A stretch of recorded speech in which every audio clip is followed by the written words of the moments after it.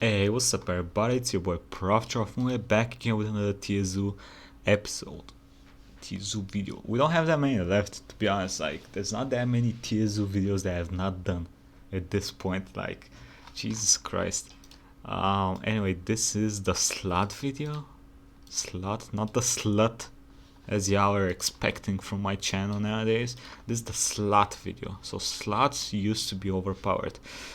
I think I know what he's talking about. It used to be that slot that was as big as a bear and had huge fucking things on its arms, sharp nail things. Then it would slash. And y'all know what I mean, right? Back in the day, with saber-tooth tigers and shit. It's sponsored by Yes. Brilliant. I'm pretty sure that's what he's gonna reference in this video. I have no idea what that thing is called. I've roasted a few builds Big pretty slot. hard during the short time that I've been on YouTube. Nobody likes hearing that their main is bottom tier trash. But, well, some of the builds in this game just have the most pointless abilities, some of the most inefficient game plans, and some of the worst matchups. And while players tend to fight me a lot on these points of contention, I expect that there won't be much disagreement with this next statement. Sloths are the worst ranked build in the entire game. In the entire Let me take a game? minute to show you how pathetic they are. Sloths have the lowest mobility level of any mammal build, as well as one of the lowest power levels of any mammal. In other words, they have zero options when it comes to fight or flight.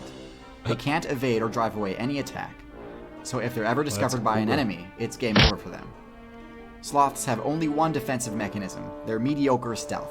It's not even that effective, only providing camouflage when they're motionless, forcing them to keep still a lot. It also only functions while they're in the cover of tree foliage.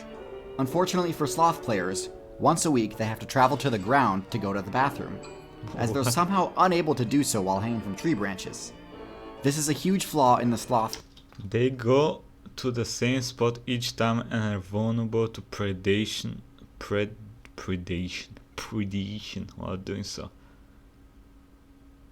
I mean, I'm kind of the same, but not really. I shit in other people's bathrooms as well, so I don't know. Build strategy, Slots are kind of and over funky. half of all sloth players eventually get their playthrough ended while attempting this ridiculous task. Another big flaw in the sloth strategy is their awful source of energy, leaves. Leaves provide so little stamina regeneration that sloths can't even dream of leveling up their mobility. The choice to specialize into consuming only leaves is the reason they're forced to min-max, keeping their power and mobility at the minimum possible value. All of their unused evolution points have to be spent on Specking into useful stats to increase your viability, specking into digestion abilities you can survive on leaves. stealth and digestion in order to get any value out of the nutrients. But even there's a massive flaw in their strategy. The only way sloths can digest the leaves is because they've spent evolution points turning their digestive tract into a suitable habitat for bacteria that can break down the leaves. Without these bacteria, sloths can't digest their food. But if it gets too cold, the bacteria die, meaning that the sloth will starve to death even on a full stomach. Two thoughts. By now I'm sure you're asking why any outside player would want to play as a sloth. And to be honest, it's mostly due to nostalgia, because the sloth class used to be awesome. In addition to the arboreal sloths in the game today, there used to be two other important sloth builds. The first was an aquatic variant that challenged and ultimately failed to compete with dugongs and manatees for the niche of best aquatic tanks. The other sloth build was the giant ground sloth, one of the top tiers of the Ice Age meta. While they shared the low mobility of other sloths, instead of min-maxing for stealth, these builds were optimized for power, essentially mimicking the Therizinosaurus build in the Cretaceous meta. This meant that it was one of the only herbivore builds that could go toe-to-toe with the short-faced bear, and could And the short-faced bear was a piece of shit OP motherfucker. Like, or was it the cave bear? I don't remember. But if it is the short-faced bear, they were bigger, stronger, faster than bears nowadays. And this thing could beat its ass. I just want y'all to think about a slot beat the most OP bear in history's ass. Think about it. literally one-hit the legendary Smilodon. Like, look at that motherfucker. When Look it comes to look ice- at the arms on this bitch. Bear, Look at him. and could literally This dude has taken all the steroids. Has a fat ass, fat arms. What else do you need, brother? Look at him. one-hit the legendary Smilodon. The earth moves every time. When it he comes to moves. Ice Age tank builds, only the Mammoth ranked Get higher, like scrub. mostly due to its higher intelligence.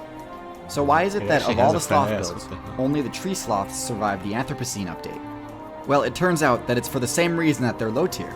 Most Ice Age top tiers were wiped out by the invasion of humans. and giant ground sloths were no exception. Despite being able to easily one-shot humans with their claw swipes, giant sloths had no defense against projectiles. And since their stealth was so low, humans had no trouble finding and eliminating every single one of them. Humans have mastered basically every single zone of play, except for the arboreal zone. Humans get a huge movement penalty if they try climbing through treetops, and are extremely vulnerable to fall damage. And since tree sloths aren't exactly worth a ton of XP, humans mostly left them alone. Now, don't get the wrong idea here. If you're looking for a good character to play as in Outside, I do not recommend the sloth. Sloths are such an easy win for other arboreal players that Harpy Eagles intentionally leave them alive in their home territory, so that they can be used as practice when training new players. But with that said, it just goes to show you that sometimes it pays to be low tier, since being a powerhouse kinda puts a target on your head. Jesus. If you like watching my channel, chances are that you enjoy learning about the science of evolution in Eagles are cunts. What the fuck? Yo, that's insane. I didn't know. Eagles are smart as hell. Like, they leave slots so that the children can train to be psychopaths. That's insane. Let me know what y'all think about slots. Have you all seen a slot IRL? I've never seen a slot IRL. We don't have them in the zoos here in Bulgaria.